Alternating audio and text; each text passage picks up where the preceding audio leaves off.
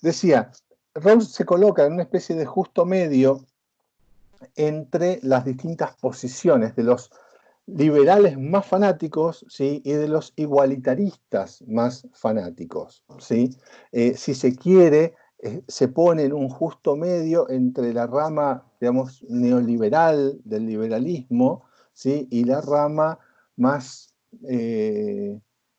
igualitarista del socialismo de aquella época, ¿sí? Para ponerlo en contexto histórico, Rawls había discutido o se había impregnado mucho de las discusiones que habían tenido por aquellos años los laboristas británicos. Ustedes saben que en Inglaterra hay dos partidos, básicamente, el Partido Laborista y el Partido Conservador. Hoy gobierna el Partido Conservador, pero la gran oposición siempre es el Partido Laborista, que es un partido de origen obrero, con raíces socialistas, etc. Entonces Rawls se coloca como en el medio del igualitarismo laborista, si se quiere, y el neoliberalismo más extremo.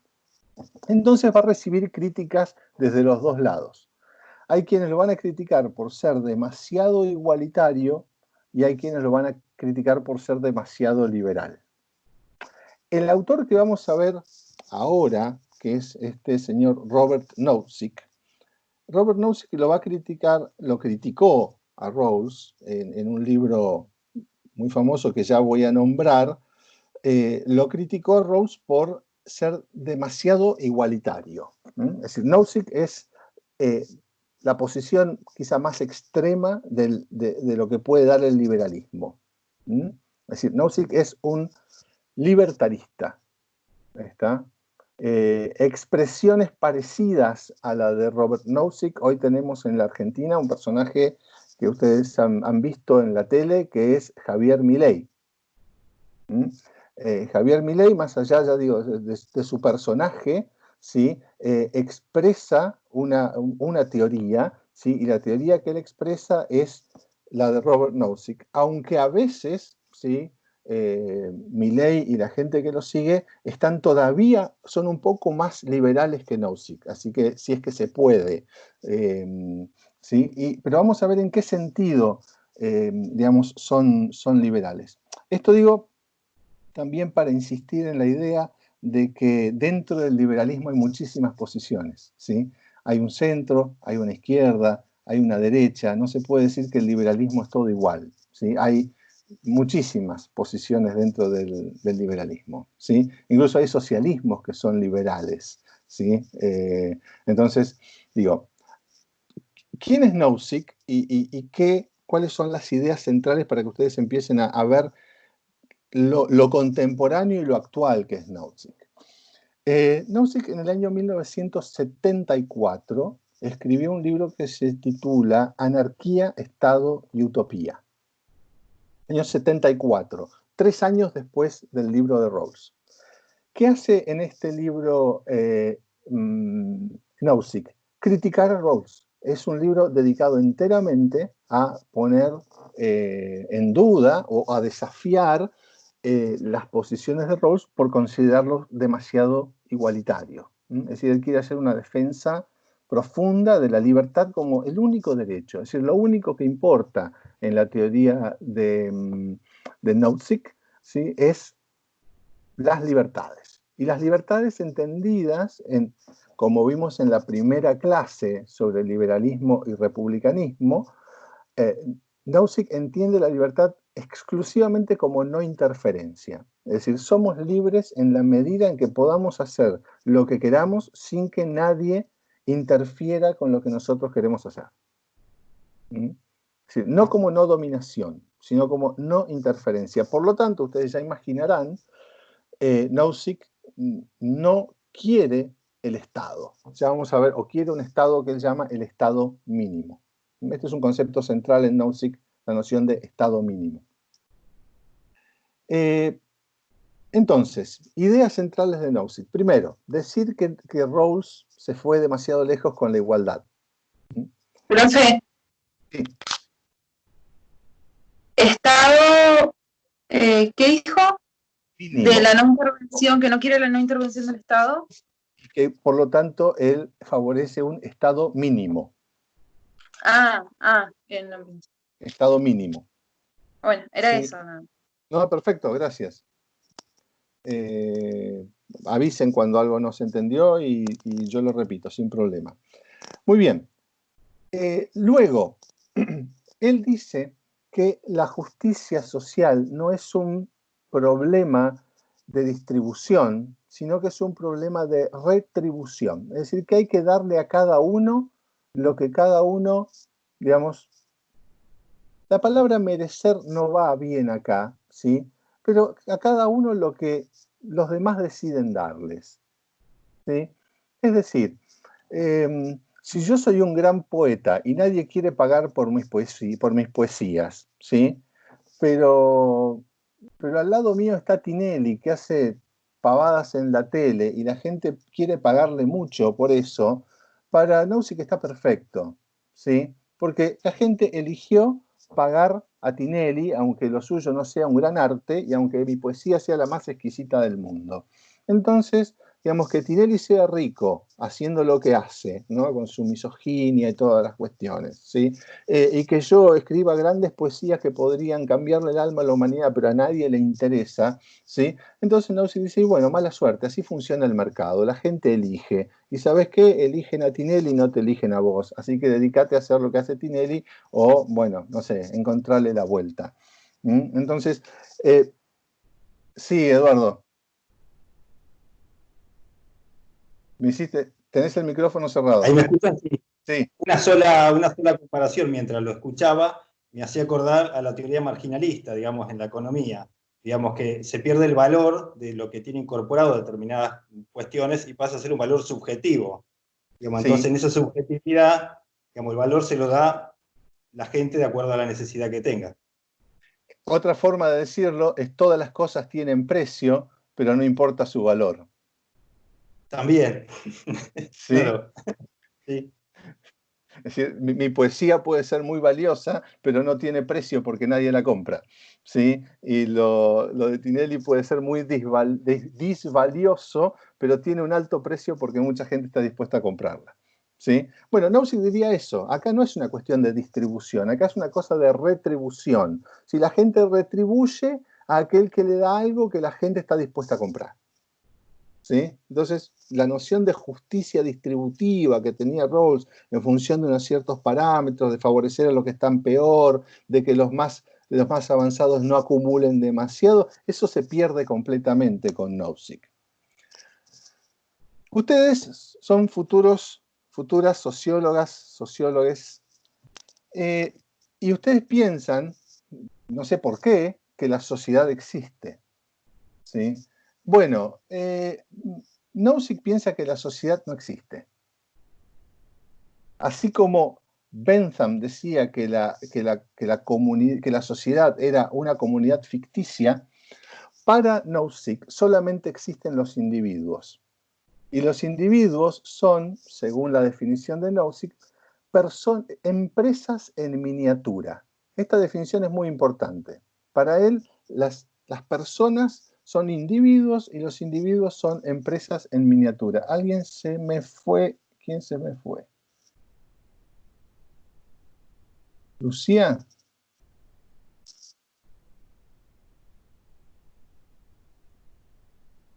Bueno, ya va a volver porque la conversación está abierta. Bien. A ver. Y entonces, esta es una idea importante, ¿sí? Las personas son empresas en miniatura y el Estado solo tiene que preocuparse por defender la vida y las propiedades de las personas. La libertad se entiende como vida y propiedad. Por lo tanto, la única función del Estado es proteger la vida y la propiedad de las personas contra la violencia y contra el fraude. El Estado no tiene que hacer nada más. El Estado no tiene que brindar educación, no tiene que brindar salud, no tiene que brindar servicios públicos, no tiene que brindar absolutamente nada que no sea aquello que un estado al estilo Nozick sería un estado donde solo tenés policía, jueces y cárceles, ¿sí? Simplemente para mantener el orden y que no haya violencia y fraude, y todo lo demás, ¿sí?, está, digamos,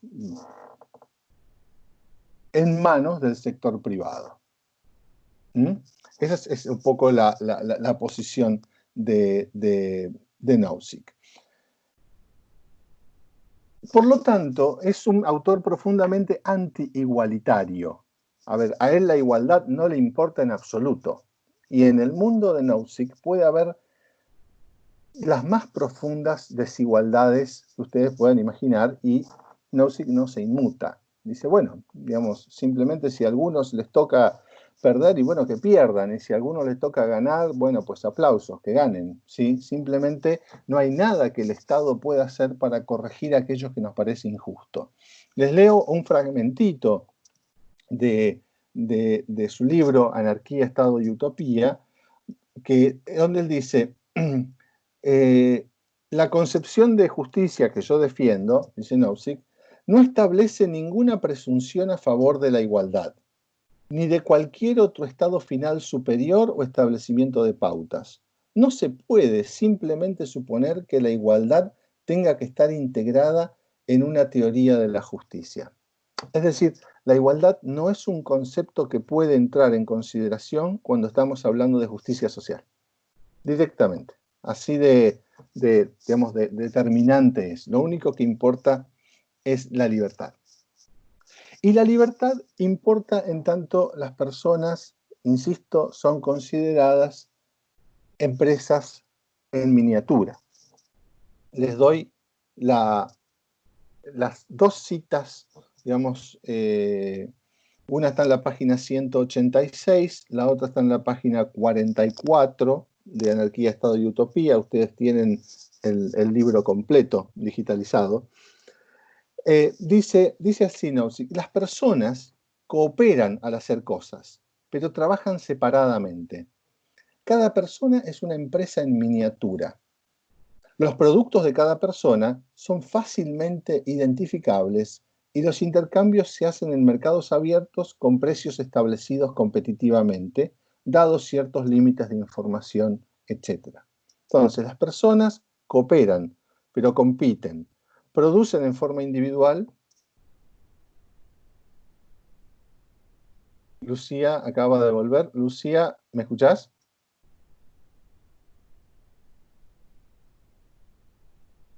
Lucía, ¿se escucha?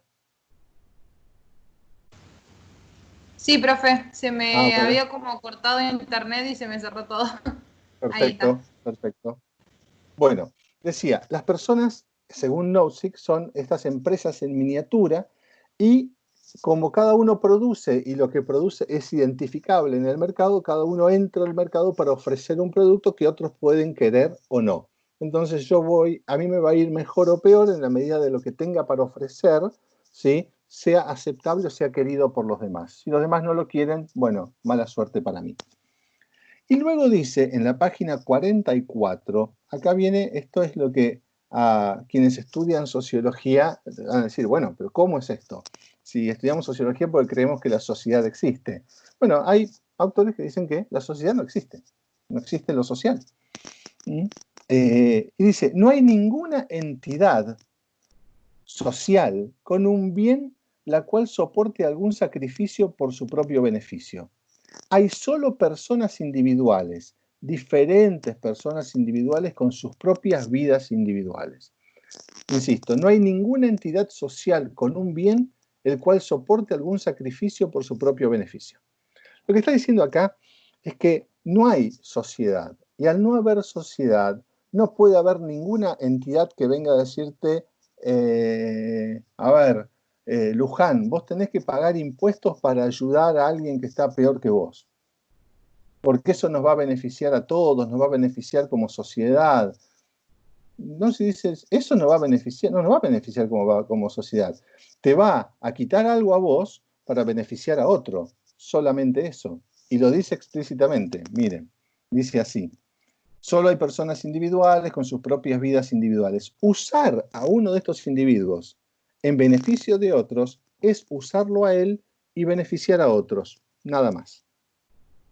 Por eso, uno de los fundamentos o una de las cosas cruciales en el pensamiento de Nozick y de los libertaristas es que los impuestos, ¿sí?, son una forma injusta de extraerle, ¿sí?, algo a alguien por la fuerza y dárselo a otro para beneficiarlo. Y no para beneficio de la sociedad. Es simplemente usar a alguien para beneficiar a otro y hacerlo por la fuerza. ¿Por qué? Porque si no hay sociedad, ¿qué nos une? ¿Qué lazo nos une? Dice Nozick, el único lazo social que importa es el contrato. Ni siquiera los lazos afectivos importan, ¿sí? El único lazo social es lo que podamos contratar. Si yo contrato con, no sé, con Lucio, ¿sí?, lo que fuere, ¿sí?, esa relación está bien. Si yo decido transferirle a Lucio lo que a mí se me ocurra, o hacer un contrato para que él me emplee a mí o yo lo emplee a él, eso está bien. Digamos, las transferencias entre adultos que podemos dar nuestro consentimiento son perfectas. Lo que no puede pasar es que venga el Estado, ¿sí?, a sacarme a mí algo para dárselo a Lucio, o que le saque algo a Lucio para dármelo a mí, porque nadie hizo ningún contrato con el Estado, ¿sí? Entonces, fíjense, la única relación social que Nozick acepta son los contratos explícitos entre los individuos. Estamos en un mundo, yo diría, que parece desconocido teóricamente, pero ¿no se parece mucho al mundo real? ¿No? Fíjense, cuando uno lo dice teóricamente, parece un espanto, ¿sí? Parece, uy, no, eso sería terrible. Y después uno mira alrededor y dice, ¿y no será que nuestras únicas relaciones tienen que ver con el contrato? ¿Sí? Y que este mundo nozickiano es mucho más cercano a la experiencia cotidiana de lo que creemos. Esto lo dejo como para pensarlo, ¿no? Si esto no está muy metido en el sentido común. ¿Qué es lo que está detrás de esta idea de que la sociedad no existe y que las personas son empresas en miniatura? Hay un concepto que es el concepto de autopropiedad. Esto es muy importante, este es un concepto clave. Autopropiedad o propiedad de uno mismo. ¿Qué significa esto? Que cada uno de nosotros, de nosotras, nosotres, de que cada individuo es dueño absoluto de sí, como si fuese uno mismo esclavo de uno mismo. ¿A qué punto llega esto? A que si yo quisiera vender mis órganos, debería tener el derecho de venderlos, porque mis órganos son míos. Si no es solo que yo tengo, digamos, soberanía sobre mi cuerpo, puedo gobernar mi cuerpo, yo soy propietario de mi cuerpo, soy propietario de mí mismo. Y la propiedad para Nozick es absoluta. Como la propiedad es absoluta, entonces yo puedo contratar, si fuésemos genéticamente compatibles, no sé, con Ayelén. Si Ayelén necesita un riñón, vamos al hospital, somos compatibles y le digo, Ayelén, ¿cuánto me pagas el riñón? O yo quiero tanto, ¿podés pagarlo? Sí, listo, mi riñón va para vos. Y después, si quiero hacer unos mangos más, vendo una córnea, ¿sí? Y si quiero hacerme millonario, le vendo un pedazo de hígado, ¿sí?, a un millonario que está necesitando un hígado y es compatible conmigo. Nosotros, fíjense, nuestra concepción del dominio sobre el propio cuerpo es limitada, porque la donación, el órgano no se vende, se dona. Y se dona en función de criterios de necesidad y no de criterios de mercado. Pero Nozick diría, ¿por qué hay que donar si se puede vender? ¿Por qué tengo que donar sangre si podría venderla también? ¿Sí? Directamente al que la necesita y no a los bancos de sangre del Estado. ¿Entienden? Entonces, el individualismo de Nozick es tan profundo que llega al punto de decir que uno tiene propiedad absoluta sobre uno mismo. Cosa que Rawls niega. Acuérdense que Rawls estaba diciendo que los talentos son parte de un acervo común, que lo que tenemos al nacer, digamos, es un producto social, que nuestros cuerpos, nuestros saberes, nuestra subjetividad es un cuerpo social y por lo tanto le debemos a los otros algo, ¿sí? En cambio, en Nozick no. En Nozick no le debemos nada a nadie, ¿sí? Excepto aquello que podamos y queramos contratar con los demás, ¿sí? Esto es muy interesante, y acá hago un paréntesis, sobre cómo se discute, por ejemplo, la interrupción legal del embarazo. Porque muchas veces el argumento sobre la interrupción legal del embarazo viene de yo con mi cuerpo hago lo que quiera, ¿sí? Si ese es el argumento, uno te podría decir, bueno, pero ese es un argumento nausickiano. Así como vos con tu cuerpo podés hacer lo que quieras, entonces podés vender tus órganos.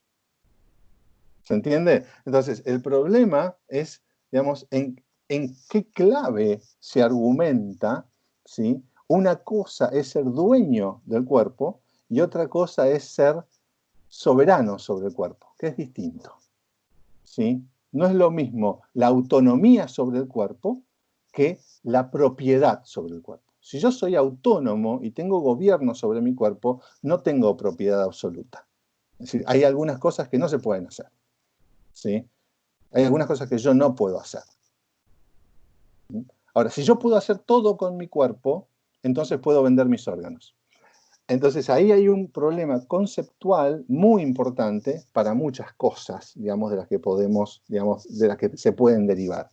En el caso de Nozick, él dice explícitamente que, por ejemplo, una persona se podría vender a otra en esclavitud. Es decir, yo podría contratar con Lucía porque le debo plata, ¿sí? Y no tengo plata. Entonces le digo, Lucía, ¿sabes qué? Te pago mi deuda convirtiéndome en tu esclavo. Es decir, mi libertad, digamos, yo soy tan dueño de mi libertad que hasta puedo venderla libremente. ¿Quién se va a meter con mi libertad de perder mi libertad? ¿Se entiende? Así de radical, así de profundo es el libertarismo de Nozick. ¿Se habían encontrado con algún sujeto así alguna vez, teóricamente?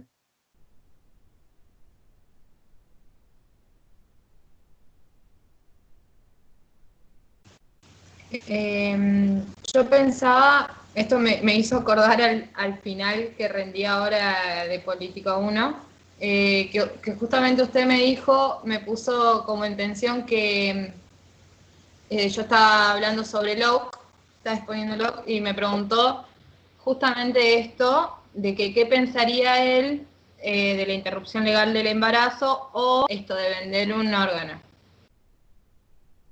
Bien.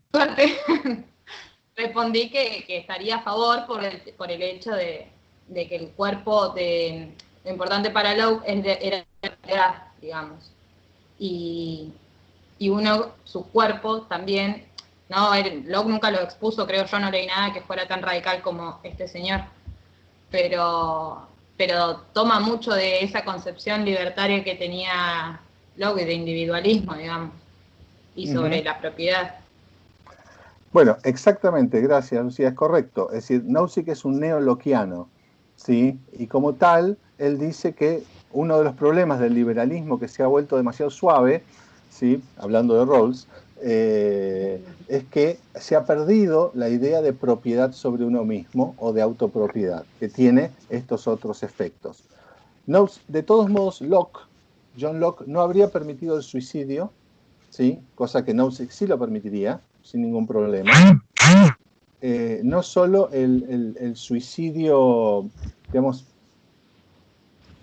personal, sino también el suicidio asistido, ¿sí? Porque si yo contrato con alguien que me ayude a quitarme la vida, nadie tiene derecho a meterse con eso ni a tratarlo al otro como homicida, ¿sí? Entonces, Locke en el siglo XVII hubiera dicho, no, eso no, porque uno no es dueño de la vida porque eso viene de Dios, ¿sí? Ahora, Nozick dice, bueno, no, eso a mí no me importa, yo no creo en Dios. Tiene un costado, a ver, ¿Nozick estaría a favor del aborto? Por supuesto que estaría a favor del aborto. ¿Nozick estaría a favor del suicidio? Sí, claro. ¿Del suicidio asistido? Por supuesto, pero también de la venta de órganos. ¿Sí? ¿Nozick estaría a favor de la utilización de drogas ilegales? Por supuesto que sí, si cada uno hace con su cuerpo lo que se le antoja. ¿Cuál sería el Perdón. problema? Sí. Pero ahí, bueno, ahí entra la discusión de la intervención del Estado, ¿no? O sea, el Estado no debería pagar la interrupción voluntaria del embarazo a partir de los impuestos y esa discusión, ¿no? Ah, no, claro, por supuesto que no. No.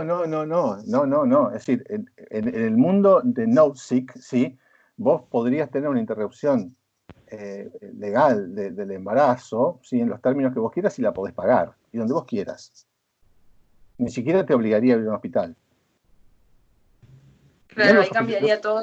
Los hospitales serían privados, los sanatorios serían privados, ¿sí? Y el método que vos elegís sería un problema tuyo, no sería un problema del Estado. El Estado no tiene por qué cuidarte en ese punto, ¿sí? Ni prohibírtelo, ni facilitártelo. Dejaría hacer lo que vos puedas hacer. Y dentro de lo que vos quieras, lo que puedas. ¿Entiendes eso? Digamos, a lo mejor podrías, no sé, si no tenés plata, podrías conseguir una muy buena interrupción del embarazo a cambio de 5 años de esclavitud con el médico que lo hizo. Te diría Nozick. ¿Sí? Vendete en esclavitud, una esclavitud con término por 5 años que trabajas gratis y con eso le pagas, digamos, el trabajo. ¿Sí? Es ese mundo, ese es el mundo en el que está pensando Nozick. ¿Sí? Bueno, que no es un mundo que nosotros vivamos demasiado próximamente todavía. Ahora, ¿por qué él piensa que es incorrecto pagar impuestos? Que es una de las cosas clave en el mundo nausickiano, ¿sí? Él quiere un Estado muy pequeño, por eso se llama el Estado mínimo, y donde prácticamente no se cobren impuestos, ¿sí? ¿Por qué se opone al pago de impuestos? Hay algunos libertaristas en la escena política argentina que dicen no pagar impuestos tendría que ser un derecho humano, ¿sí? ¿Por qué dice que no hay que pagar los impuestos? Miren, dice lo siguiente. Dice, los principios distributivos, como los de Rawls, ¿sí? Suponen la apropiación de acciones de otras personas. Apoderarse del resultado del trabajo de alguien equivale a apoderarse de sus horas y dirigirlo a realizar actividades varias. Si las personas lo obligan a usted a hacer cierto trabajo o un trabajo no recompensado por un periodo determinado, deciden lo que usted debe hacer y los propósitos que su trabajo debe servir, con independencia de las decisiones de usted. Este proceso por el medio del cual lo privan a usted de estas decisiones los hace copropietarios de usted. Les otorga un derecho de propiedad sobre usted. Sería tener un derecho de propiedad como se tiene dicho control y poder de decisión parcial, un derecho sobre un animal o un objeto inanimado. Lo traduzco. Si a vos te cobran impuestos, si el Estado te cobra impuestos, vos trabajás, suponé que trabajás 5 días a la semana, ¿sí? Y por cada día cobrás 8 horas por día, ¿sí? Y al cabo de los 5 días cobrás 500 pesos. Quiere decir que en 8 horas diarias cobraste 100 pesos por día, ¿ok? Ahora, al final de la semana, el Estado te cobró por distintos medios, ¿sí? A través del IVA que pagaste cuando fuiste a comprar, a través del impuesto a las ganancias sobre tu sueldo, a través de un montón de cosas, tus impuestos son 100 pesos. Es decir, que al final de la semana, en vez vos ganaste 500, pero pagaste 100 en impuestos, te quedaron 400. Eso significa que estuviste trabajando por 100 pesos para el Estado. Con lo cual significa que hubo un día en que trabajaste 8 horas, no para vos, sino para el Estado. Entonces, en ese momento, ¿sí? El Estado fue dueño tuyo. Porque vos trabajaste para el Estado y no para vos. Por lo tanto, el Estado se convirtió en copropietario tuyo sin tu consentimiento. Ese es el razonamiento de Nozick cuando dice, bueno, pagar impuestos, que otros te manden a trabajar sin la debida contraprestación, porque vos trabajaste para el Estado y el Estado no te retribuyó, sino que te sacó, ¿sí? Entonces, dice Nozick, eso, digamos, lo convierte el Estado en copropietario tuyo, ¿sí? Y tiene una noción de explotación muy interesante, y a ver si se las puedo leer directamente.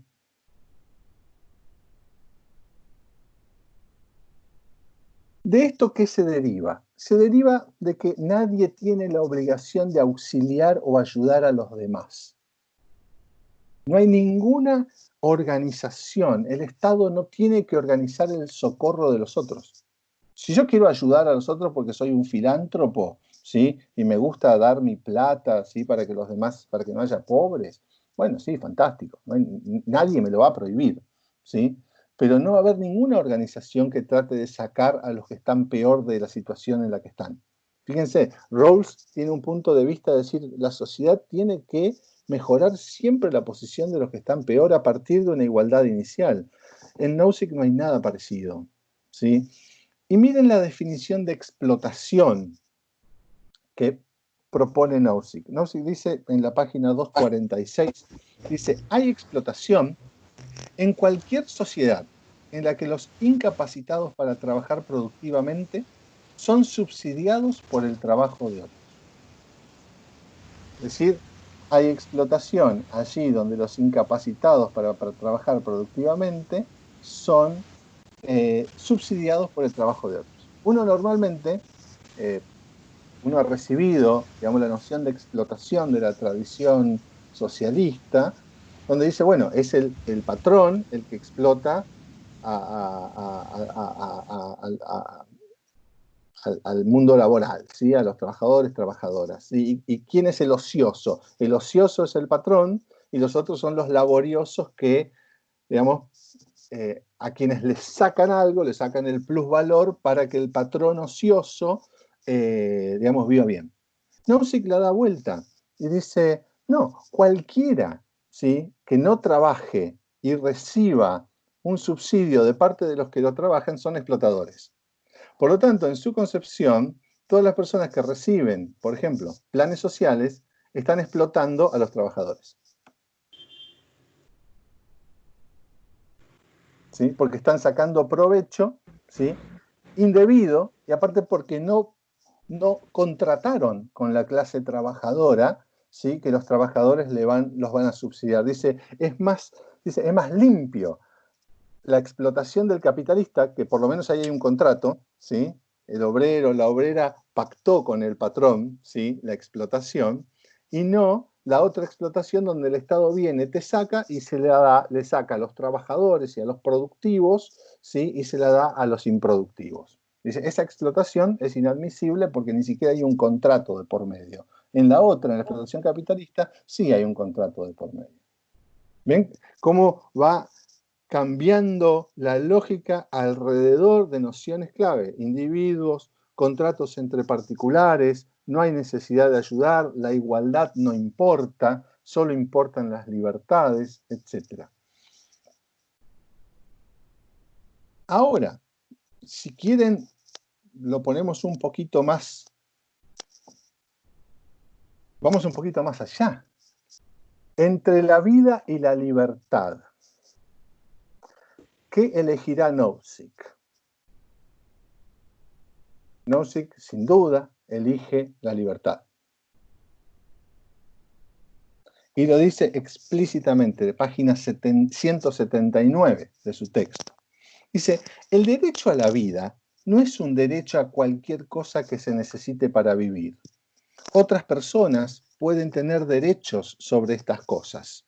Un derecho a la vida sería, cuando mucho, un derecho a tener o a luchar por todo lo que se necesita para vivir, siempre que tenerlo no viole los derechos de los demás. El derecho a la vida no puede ser el fundamento de una teoría de los derechos de propiedad. Si yo no tengo derecho a tener cosas porque tengo derecho a vivir. Yo simplemente tengo derecho a tener cosas, ¿sí? Y si mi vida depende de tener cosas que otros tienen y yo no las puedo obtener, pues mala suerte, me tengo que morir.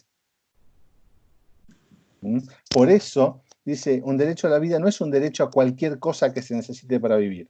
Otras personas pueden tener derechos sobre esas cosas. Es decir, imagínense que yo necesitara comida, ¿sí? Y ya todo el mundo tiene derecho de propiedad sobre una determinada comida, ¿sí? Y yo no puedo exigir que me den comida. Si me la quieren dar, me la quieren dar. Y si no me la dan, yo no tengo mi derecho a la vida, no puede ir en contra del derecho de propiedad que otros ejercen sobre su alimento. ¿Se entiende? Es decir, nadie puede, no hay ninguna entidad que pueda tomar el alimento de algunos, ¿sí? Y dármelo a mí para que yo no me muera de hambre, ¿sí? Porque eso sería violar los derechos de propiedad de aquellos que tienen esa propiedad. Por lo tanto, la propiedad y la libertad tienen prioridad sobre la vida. Si alguien iba a preguntar algo. No, en relación a eso, y ahí lo respondió, profe, sobre la prioridad que le daba a la libertad y sobre la vida, era esa la pregunta que iba a hacer, que bueno, ahí la respondió recién. Bien. Bueno, más o menos van siguiendo la lógica de Nozick. ¿Me hacen un pulgar arriba si va quedando más o menos claro? Bien. Bueno. A ver. Otra joyita, otra cosa interesante en el pensamiento de Nozick, ¿sí? Es que las necesidades no son fuente de derecho, por esto mismo que les decía recién. Así como la libertad y la propiedad son más importantes que la vida, las necesidades no son fuente de derecho. Nosotros tenemos una famosa frase en la tradición argentina que dice: donde hay una necesidad hay un derecho. Nozick se moriría de risa frente a esa frase, ¿sí? Diría: donde no hay una necesidad no hay ningún derecho, hay simplemente una necesidad, ¿sí? Los únicos derechos que valen son los derechos de no interferencia, de que no se metan con la vida particular, ¿sí?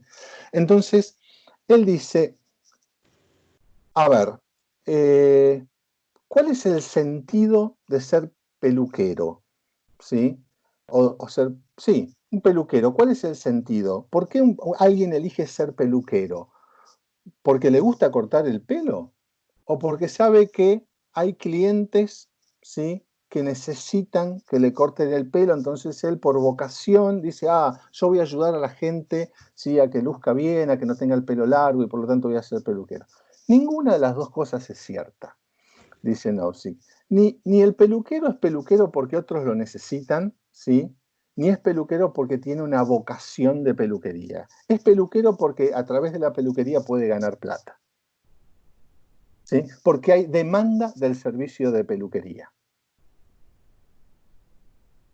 ¿Sí? Porque hay necesidad de cortarse el pelo. Y depende, culturalmente, qué sé yo, los chics no se cortan el pelo, digamos, tienen una promesa desde que son, sobre todo los varones chics, desde que empiezan la pubertad, no se cortan más el pelo y se andan con un turbante, y lo peor que le puede pasar es que le corten el pelo, ¿sí? Entonces, digamos, culturalmente, digamos, no hay ninguna justificación, digamos, sobre el sentido inherente del trabajo, ni uno trabaja para satisfacer necesidades de otros. Esto es muy, muy, muy clásicamente liberal. Si ustedes recuerdan, Adam Smith decía: yo no recibo el pan de la generosidad del panadero. El panadero vende pan porque hay gente dispuesta a comprar el pan, no porque hay gente que tenga hambre. ¿Se entiende? Esto es clave para entender el razonamiento acá. El panadero, según Adam Smith, no es panadero porque quiere satisfacer el hambre de las personas. Es panadero porque esa es una mercancía que se vende y se vende siempre, ¿sí? Si un buen día toda la población decidiera o todos fueran diagnosticados de enfermedad celíaca, ¿sí?, y bueno, el panadero tendría que reconvertirse a otra cosa, ¿sí?, porque ya no habría demanda solvente para eso. Esto nos lleva al punto donde Nozick puede decir, por ejemplo, que un médico puede tranquilamente decir, yo soy médico porque quiero comprarme. En Estados Unidos los médicos suelen tener mucha plata, ¿sí? No es lo mismo que acá. ¿Sí? Los médicos suelen ser de la clase alta. Digamos, un médico puede decir que él quiere ser médico porque quiere comprarse un yate, no porque quiere salvar la vida de las personas. ¿Por qué tendría que exigirle yo a alguien que haga algo porque la actividad tiene un sentido profundo e intrínseco? No. O porque otros tienen necesidad de que yo los cure. Yo los curo porque me da plata, no porque los otros tengan necesidad de que los cure. Eso es lo que está diciendo Nozick. Digamos, las actividades no tienen un sentido intrínseco, ¿sí? Y las necesidades no generan derechos. ¿Sí? Que otros necesiten que yo los cure, ¿sí? No significa que yo tenga la obligación de curarlos a menos que me paguen lo que yo quiera. ¿Está? Por eso, todas las relaciones están mediadas por el contrato entre particulares. ¿De dónde viene? Dos cositas más y vamos terminando. ¿De dónde viene el Estado para Nozick? ¿De dónde viene esta idea del Estado mínimo? Él dice, recuerden que su libro se llama Anarquía, Estado y Utopía. Si ustedes reciben un libro que se llama Anarquía, Estado y Utopía, rápidamente van a decir, sin estar advertidos o advertidas, van a decir, este es un libro de izquierda. Y no, es un libro de derecha. Sí, es muy astuto el título, Anarquía, Estado y Utopía. ¿Cuál es el razonamiento de Nozick? Dice, la anarquía no es buena. La anarquía es ponernos en un estado de naturaleza donde vamos a terminar en una situación de guerras de todos contra todos, y en la anarquía no está protegida la propiedad, no está protegida la vida. Si no hay ley, que es la situación de la anarquía, entonces nadie está seguro. Esto ya lo había planteado Hobbes, ¿sí? Cuando planteaba el estado de naturaleza. Como está, donde decía la vida es corta, pobre, embrutecida y breve, porque era la guerra de todos contra todos. El hombre era considerado como el hombre genérico en tiempos de Hobbes, ¿sí? El hombre lobo del hombre, esa era la expresión. Entonces, bueno, era racional que se organizara la sociedad para evitar que las personas se siguieran matando, robando y estafando unas a otras. Digamos. Ese es el punto de partida, lo que él llamaría el estado de anarquía. Ahora, dice, ¿podemos pasar de la anarquía al extremo de un estado totalitario que nos diga qué es lo que tenemos que hacer todos los días? No, tampoco. ¿Sí? Tampoco. Entonces, ¿dónde encontramos cuánto estado podemos justificar? Dice él. Para salir de la anarquía, ¿cuánto estado podemos justificar? Entonces él se imagina lo siguiente. Dice, bueno, esto está muy bien explicado en el texto de Roberto Gargarella sobre Nozick. Dice, bueno, estamos en una situación de anarquía, ¿no? No hay gobierno, no hay nada, qué sé yo. Entonces dice, bueno, a través del mercado, a través de un mecanismo de mercado, la gente se organiza. Entonces se empiezan a organizar en lo que él llama agencias de protección mutua. Entonces nosotros, que somos el grupo de teoría política, armamos un grupo de autodefensa. Nosotros formamos una asociación de protección mutua. ¿Sí? Lucio me protege a mí si alguien me quiere robar, yo lo protejo a Lucio, con Lucía, así, con Eduardo, todos nos vamos protegiendo entre nosotros y formamos ese grupo. Juntamos alguna platita para comprar las armas y con eso nos defendemos entre nosotros. Y otros grupos hacen lo mismo, forman asociaciones de protección mutua. ¿Sí? Pero resulta que nosotros somos súper exitosos porque somos re bravos todos, manejamos bien las armas, qué sé yo. Entonces otros grupos dicen, a nosotros nos conviene asociarnos con el grupo de teoría política. Entonces armamos una sociedad y armamos un grupo más grande. ¿Sí? Una agencia de protección mutua más grande. Y van a quedar otras por ahí. ¿Sí? Pero como van viendo nuestro éxito, como agencia que protege a sus propios integrantes contra la violencia, el fraude y demás respecto de los otros, Entonces los otros se van asociando y van contratando y van comprando, digamos, como entrada a nuestra sociedad. Y nosotros le brindamos la protección. En un momento se produce un monopolio natural, dice Nozick. Va a haber una agencia de protección dominante. Si va a haber una agencia tan grande, ¿sí?, que va a estar integrada por todos, ¿sí? Y si queda alguno afuera, que dice, bueno, que son los casos de los John Wayne, dice, John Wayne era un tipo que actuaba en películas de cowboys, ¿sí?, que era como un solitario, que estaba al margen de la sociedad, esos eran sus personajes. Si hay alguno que no quiere entrar en la asociación, le podemos pagar para que entre, porque a nosotros nos conviene que ese esté adentro y no afuera, porque si está afuera es una amenaza, ¿sí? Entonces, finalmente, una vez que están todos adentro, ¿sí?, de esta agencia de protección, que ahora es una agencia de protección dominante, tenemos el estado mínimo, ¿sí? El estado mínimo es aquel que nos protege nuestras vidas y nuestras propiedades respecto del fraude y la fuerza de otros. No hubo ningún contrato, no hubo ninguna posición original, no hubo nada de nada, sino que lo que hizo Nozick fue imaginar un proceso de intercambios de mercado y de sucesivas asociaciones a través de las cuales, como él dice, como con la mano invisible del mercado de Adam Smith, llegamos a un punto donde se creó el Estado, ¿sí? Y nada más que eso, ¿sí? Cualquier otra cosa, dice, que vaya más allá de eso es moralmente inaceptable, porque es algo que no contrataríamos. ¿Mm? Ese es el estado mínimo para Nozick. Voy terminando con dos ideas más. Una, ¿cuánta propiedad se puede tener? ¿Quién comentó que hoy dio sobre Locke?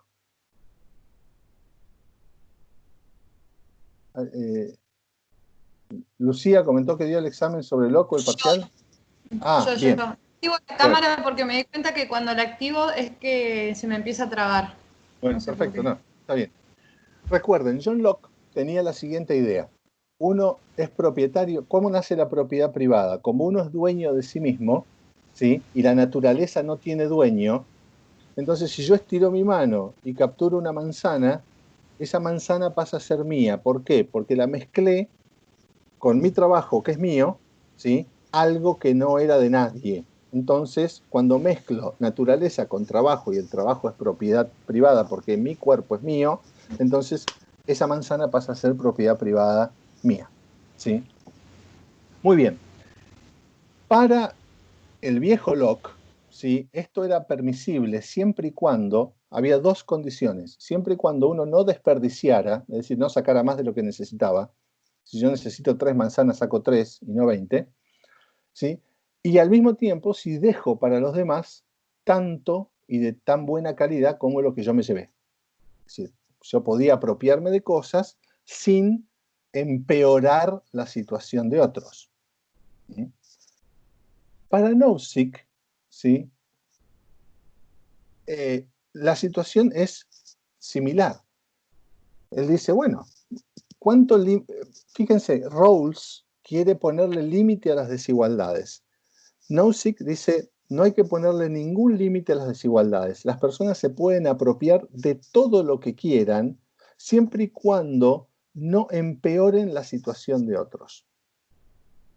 Esta es se llama la estipulación lockeana, ¿sí?, pero es más fuerte todavía que la de Locke, porque dice que por lo menos que el único límite a las apropiaciones es que yo no empeore la situación de otros. Entonces puede ocurrir situación de pandemia, ¿no? Alguien descubre la vacuna, ¿sí? Ese alguien que descubre la vacuna es un nausickiano y dice, bueno, esta vacuna vale por unidad y solo la puedo fabricar yo porque yo conozco la vacuna, la patente es secreta y los métodos para producirla son secretas y el lugar de donde yo saco el antídoto solo es conocido por mí, pónganle. Entonces dice, bueno, esto cuesta tanto y hay muy pocas personas en el mundo que la pueden comprar. ¿sí? En el mundo naupsiquiano, ¿eso sería legítimo? Absolutamente. Porque cada uno le pone el precio que quiere en la medida en que haya otros dispuestos a comprarlo. Si ustedes me dirán, ¿y el resto? Y el resto no empeoró su situación, porque siguen estando igualmente expuestos al virus como antes. Que haya una vacuna que mejore la situación de algunos, no empeora la situación de los demás. Y por lo tanto, alguien se puede apropiar de infinidad de riquezas, o en este caso se puede apropiar del bien salud, ¿sí? Y los otros quedar como estaban antes, entonces no hay ningún problema ahí. Rawls diría, nadie puede sacar ventaja si no mejora a los que están peor. Si Rawls Lo que estaría mal. Rawls exigiría que la vacuna también le llegue a los otros. Sí, a ver, ¿quién quería hablar? Yo, Lucía, la pregunta, o sea, lo que estaría mal sería, por ejemplo, que yo le quiera sacar la única tierra que tiene alguien para tener más y que la otra persona se quede sin nada. Eso sí estaría, o sea, eso no estaría bien en la lógica de él o no.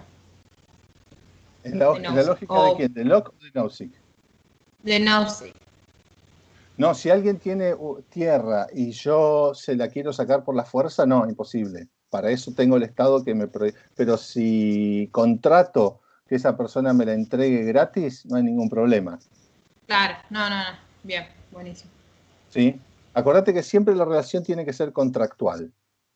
Y no hay ningún problema en que algunos queden igual que antes, que no mejoren. Rawls siempre exige que todos mejoren. A Nozick no le importa. Incluso, imagínense, esto,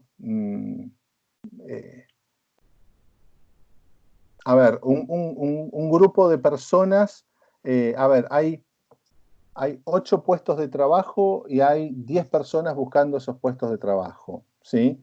Muy bien, 8 entran, 2 quedan afuera. Uno puede decir, uy, qué mala suerte, qué injusticia. No, si te decís, no, ¿cuál es el problema? Antes estaba desocupado y ahora sigue estando desocupado. Que 8 hayan mejorado su situación, ¿sí? No empeoró la situación del otro. ¿Está? Digamos, eso es lo que está planteando, digamos, Nozick básicamente. Entonces, profe, sí. ¿Quién habla? Dicho esto, podríamos decir Lucio. Sí. Dicho esto, podríamos decir entonces que una de las diferencias con Rawls es que, como decíamos en la clase pasada, John Rawls era antimeritócrata en ese sentido, y no así el autor que estamos viendo ahora. Sí. En parte es como vos decís, lo que pasa es que Nozick te diría, no importa el mérito. Es decir, el mérito en el sentido...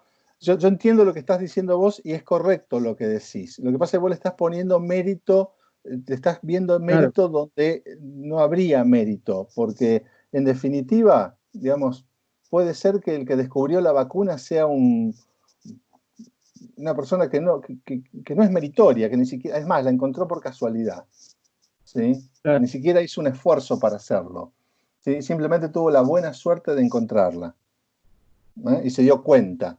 Entonces no hay mérito. El problema es que tiene algo que los demás quieren.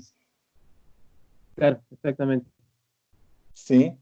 Por eso el primer ejemplo que yo daba, yo puedo escribir hermosas poesías, ¿sí? Y ser la persona más buena del mundo y dicen, se merece, ¿sí? Sí, yo me merecería por mi poesía, pero la gente no elige mi poesía, elige otra cosa. Entonces, el mérito tampoco en ese sentido de ser de algo merecido, ¿sí? Por el esfuerzo, por el empeño, por el ingenio, no tiene... es más, imagínate que la vacuna esta de la que yo estaba dando el ejemplo, hay uno que estudió toda la vida, se mató, se quemó las pestañas, trabaja en un laboratorio, está buscando la vacuna, qué sé yo, y no la encuentra, ¿sí? Y el otro, el que la encontró, es uno medio vagoneta, que un día pasó por el laboratorio, apretó un botón y se dio cuenta, dijo, uy, no, acá está la vacuna, listo, tengo la vacuna, ¿sí? ¿Cuál es más meritorio? El que no encontró la vacuna. Sí, pero ese no la va a tener y no la va a vender. Entonces, digamos, no es una cuestión de que se merezca o no se merezca. Es cuestión de qué se tiene y qué no se tiene, y si los demás están dispuestos a comprarlo o no están dispuestos a comprarlo. ¿Sí? Es así de crudo.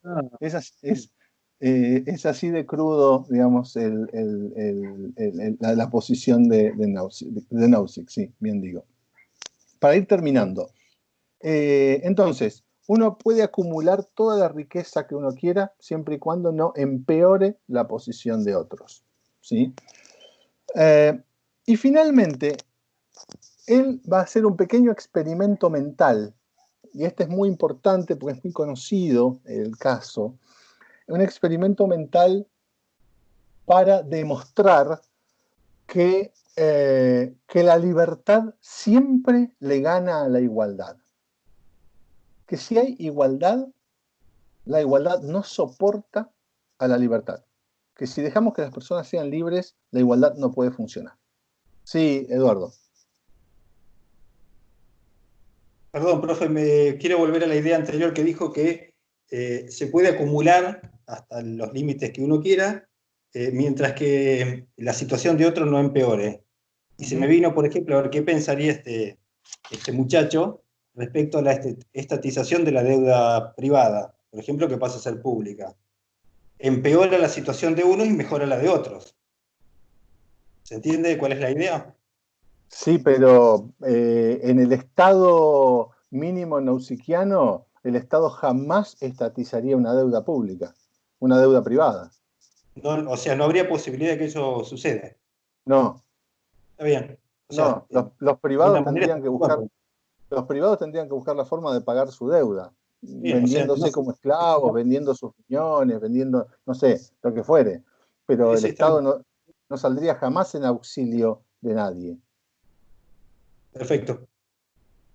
Es decir, el Estado ahí no en saldría... ese sentido, sí, a ver quién habla. profe, yo pienso, Lucía, sí. Yo pensaba, porque todas estas cosas me hacen pensar mucho como viéndolo desde la actualidad y de cómo hay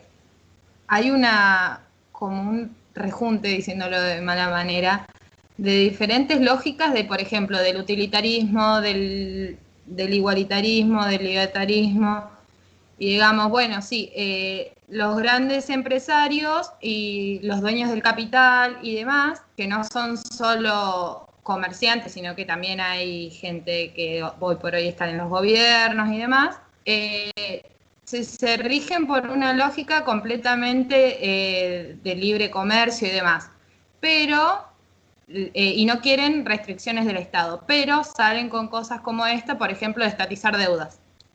Entonces, ¿cómo se mezclan esa lógica de no quiero el Estado, pero lo necesito y lo tengo que tener? Entonces, como que hay como un choque de no me sale la palabra, pero de mecanismos de acción, digamos, de una parte y de otra. Y ahí es donde también se generan como las grandes crisis, digamos. Sí. Sí, porque no hay pureza, si se quiere, no hay coherencia doctrinaria. Es decir, digamos, si los empresarios dicen que el Estado no se meta y no le pague impuestos, está perfecto, y que no les cobre impuestos, está muy bien, siempre y cuando se funden, no le vayan a pedir al Estado que lo salve. Digamos, eso hablaría de coherencia doctrinaria, ¿sí? Lo que pasa es que ahí tenemos el problema de les trabajadores, ¿sí? Porque al fundirse el empresario, ¿sí? También, vos sabés que puede producir una catástrofe social. Entonces muchas veces el Estado sale al rescate, ¿sí? En nombre de los menos aventajados, ¿tá? No en nombre de los empresarios. Entonces ahí estarías en otro paradigma, probablemente rawlsiano, pero primero tendríamos que discutir cómo el empresario llegó a ser empresario, cómo hizo su fortuna, cómo estuvo distribuida inicialmente la riqueza, si hubo una amplia distribución de la riqueza al principio o no, etc.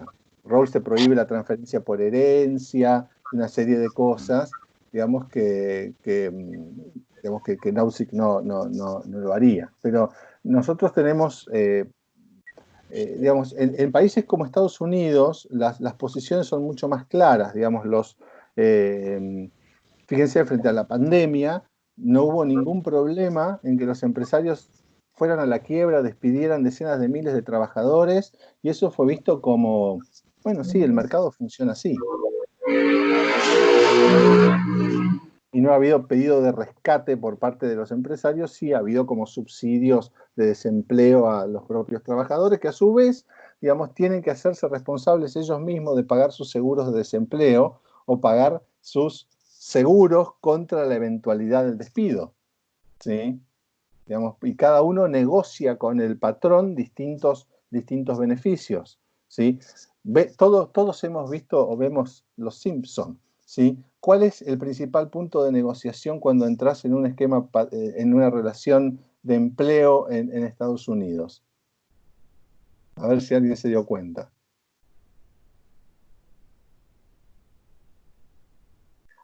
Una de las cosas que siempre, préstenle atención a las películas norteamericanas o a los Simpsons mismo, siempre discuten sobre si el patrón les paga la obra social, el seguro social, ¿sí? Y si tiene el paquete dental, es decir, si el seguro incluye la atención bucodental, porque es la más cara de todas. Entonces, si vos encontrás un patrón que pague, digamos, un buen seguro de salud que incluya la atención bucodental, entonces estás en un laburo top, ¿sí? Porque después los otros laburos te incluyen muchos menos beneficios de salud, porque no existe la obra social como la conocemos nosotros, es todo un sistema de prepagas. ¿Está? Y entonces, ¿de quién es responsabilidad? Si a vos tu patrón te dice, está bien, yo te pago lo básico de salud, pero la parte dental no. Y entonces, ¿de quién es responsabilidad de que vos tengas, y vos y tu familia tengan, digamos, atención odontológica? De que vos vayas y pagues, si por tu cuenta, ¿sí?, otro servicio u otro seguro de salud bucodental. ¿Sí? Fíjense, de nuevo, la relación está mucho más mediada por el contrato, es mucho más visible en sociedades como la norteamericana que en la nuestra, donde tenemos un sistema de salud donde que mal, digamos, hasta tiene guardias odontológicas, digamos, ese tipo de cosas, ¿no? Y no se discute que una obra social te va a pagar mal, ¿sí?, la atención de tu salud bucodental. ¿Por qué llegué hasta acá? No me acuerdo ahora. No, porque fuimos yendo porque yo hablé sobre que usted estaba hablando de que no había como un criterio doctrinal firme, digamos. Ah, correcto. Exacto. No, en nuestro Y después país. planteó lo del experimento mental. ¿Cómo? Había empezado a hablar sobre el experimento mental. Ah, bien, vamos, sí, ahí vamos al experimento mental, justamente. El experimento mental que propone Nozick se llama el caso de Wilt Chamberlain. Se escribe Wilt Chamberlain. Wilt Chamberlain fue un jugador de básquet muy famoso en los años 1970.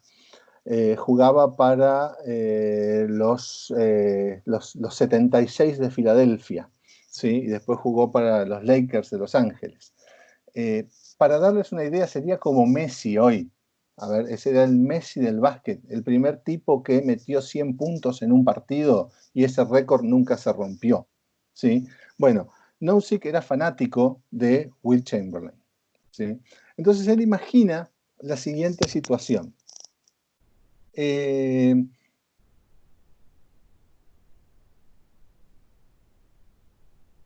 Wilt Chamberlain está ahí, digamos, en la cima de su fama, ¿sí? Y en un momento, como es tan famoso y todo el mundo quiere verlo jugar, y vive en una sociedad que es completamente igualitaria. Es decir, dice, Wilt Chamberlain existe, pero vive en una sociedad donde todos ganan exactamente lo mismo. Todo el mundo gana exactamente lo mismo. Pero es un genio jugando al básquet y un buen día alguien dice, bueno, medio como que Chamberlain se aproxima a la edad de su retiro, que van a dejar de, o no tiene más ganas de jugar, lo que fuere, qué sé yo. Entonces la cuestión es que alguien propone, dice, bueno, ¿saben qué? Para que Chamberlain siga jugando, cada vez que compremos la entrada para ver el partido, vamos a poner una alcancía al lado y vamos a poner 25 centavos, ¿sí? O $1, ¿sí? Lo que fuere, una parte que va a ir a parar solamente a los bolsillos de Chamberlain. ¿Sí? Porque en esta sociedad todo el mundo gana lo mismo, ¿sí? De la noche a la mañana todo el mundo se encuentra con exactamente la misma plata, ¿sí? A través de un sistema redistributivo que no vale al caso, digamos, ni siquiera imaginarlo, ¿sí? Pero es una sociedad estrictamente igualitaria. Pero alguien propone eso, ¿sí? Vamos a darle un poquito más a Chamberlain. Y mucha gente que quiere verlo jugar acepta. Entonces cada vez que van a verlo jugar ponen en una alcancía, ponen esa plata. Al cabo de un año, ¿qué pasó? Tenemos a Will Chamberlain, que es millonario. Tenemos otro grupo de gente que tenía lo mismo que antes, menos lo que pagó por verlo jugar, ¿sí? Y tenemos un grupo de gente que tiene lo mismo de siempre, ¿sí? Se rompió la igualdad. Chamberlain es millonario, hay algunos que tienen un poquito menos, pero tienen la satisfacción de haberlo visto jugar a Chamberlain, y otros que no les importaba, entonces siguen igual que antes. ¿Está? Dice Nozick, ahora tenemos una sociedad desigual. ¿Hay alguna injusticia en esto? ¿Alguien fue obligado? ¿Alguien fue forzado? No. Los que ahora tienen menos, ¿se quejan de tener menos? No, si lo vieron jugar a Chamberlain. Chamberlain se queja, y no, si ahora tiene mucha plata. A los demás, y tampoco, no les importa, están igual que antes. Entonces, cuando dicen, no, si cuando vos dejás que la gente actúe libremente, la igualdad no se puede sostener. Ese es el caso que plantea él y que yo voy a dejar acá para que lo piensen, ¿sí? Y en la próxima clase veamos si esto es así, si esto se sostiene, cómo se justifica. Piénsenlo, véanlo. A ver. Sí. Me preguntaba qué relación tiene esto con el hedonismo y el principio que plantea Bentham sobre que el principio de los seres humanos es buscar la felicidad, el bienestar. Uh-huh. Pero lo dejamos para otra clase. No, está muy bien lo que estás planteando. Nozick no es un utilitarista, ¿sí? Él no está a favor del hedonismo, pero tampoco está en contra. ¿Está? Porque vos podés buscar, digamos, sos tan libre, ¿sí? Que vos podés perseguir el fin en tu vida que vos quieras, ¿sí? Si tu fin es buscar el placer, allá vos, ¿sí? Si tu fin es buscar, no sé, buscar a Dios, allá vos. Si tu fin es buscar lo que fuere, es decir, no abre juicio, en ese sentido sí se parece al utilitarismo, no abre juicio sobre las preferencias personales, ¿sí? Entonces puede haber algunos que quieren verlo a Chamberlain porque aumenta su felicidad. Habría un grupo de utilitaristas ahí que dirían, bueno, vamos a verlo porque nos hace más felices verlo, ¿sí? Otros, vamos a verlo porque soy hincha de este equipo, porque mi abuelo y mi papá eran hinchas de este equipo, aunque no me haga muy feliz verlo, yo voy por tradición familiar, ¿sí? Otro dice, bueno, yo voy a verlo porque mis amigos van. Es decir, ir a verlo a Chamberlain puede ser por muchos motivos, no solo por experimentar la sensación placentera de verlo, ¿sí? Lo cierto es que mucha gente va por diversos motivos. Y ninguno se siente ni obligado, ni presionado, ni nada. Y en todo caso, hasta podrías imaginar una relación contractual entre alguien que le dijo, mira, te pago para que me acompañes, ¿sí? A verlo, ¿sí?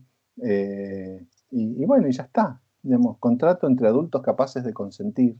Entonces, dice, a menos que se prohíban, dice Nozick, a menos que se prohíban las relaciones entre adultos capaces de consentir, la igualdad no se puede sostener, porque la libertad rompe los esquemas e incluso rompe los esquemas igualitarios.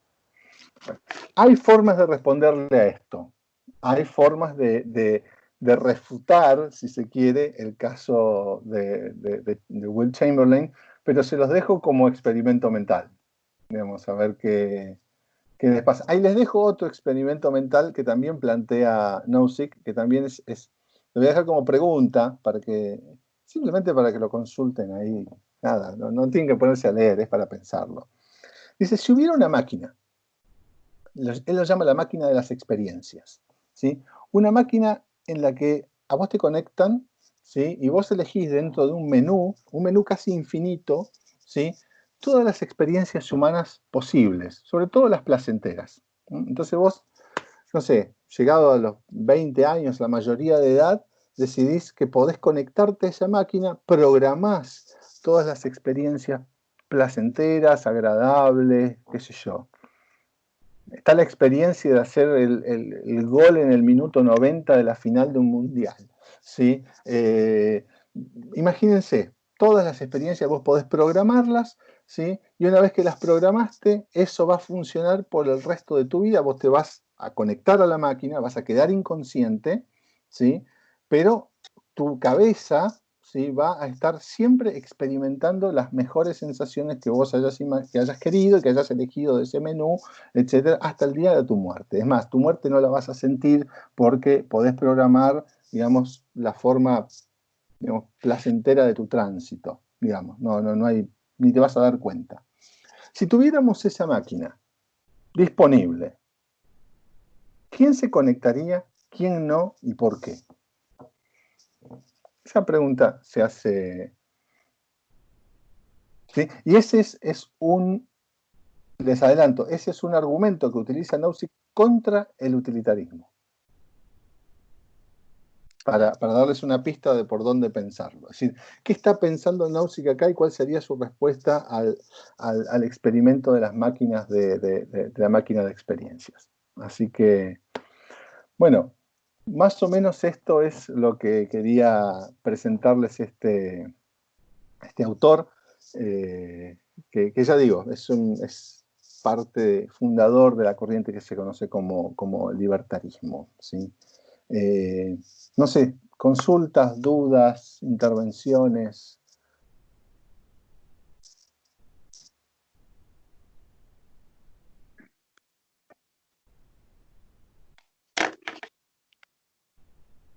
No.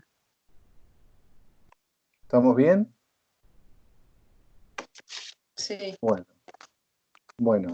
En la bibliografía tienen unos fragmentos indicados muy específicamente del texto de Nozick, Anarquía, Estado y Utopía, ¿sí? ¿Qué es la utopía para Nozick? Un mundo completamente libre donde pueden caber todos los mundos posibles, es decir, donde cada uno pueda vivir la vida que se le venga la gana sin que nadie se meta con su vida. Esa es la utopía para él.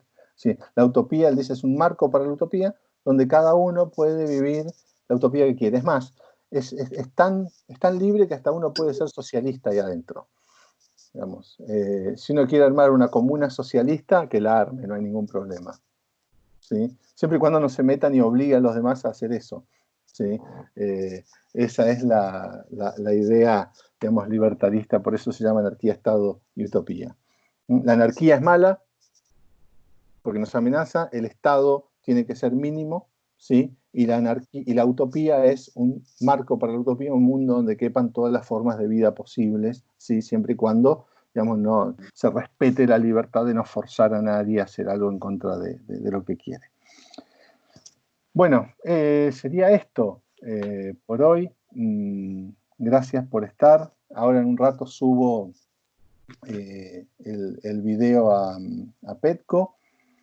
Avancen con el parcial, no duden en consultarme, mándenme mensajes, llámenme, acordamos, es decir, no hay problema.